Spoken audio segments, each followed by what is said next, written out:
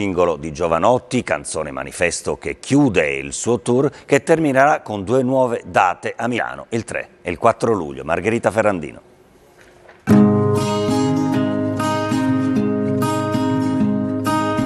Preziosa e fragile, instabile e precaria, chiara e magnetica, leggera come l'aria. Voglio che l'ultima parola pronunciata nel mio concerto sia libertà. E infatti è proprio l'ultima parola, perché dico viva la libertà, cioè libertà è l'ultima parola che dico e le persone vanno a casa con questa parola piantata nel cuore. Viva la libertà! Viva la libertà! Una parola piantata nel cuore dentro una canzone che è come un saluto al pubblico che lo segue da sempre.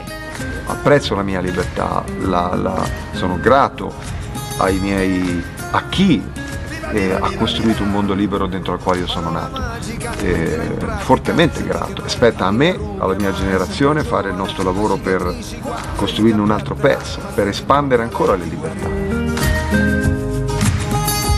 Questo video è una festa, è una festona, è un regalo, è un tributo al mio pubblico, è una dedica al mio pubblico, è una cartolina, una lettera d'amore anche. Un video e un tour come un grande abbraccio che Jovanotti estende anche al nostro telegiornale. Mi piace il TG3, mi piace per una ragione.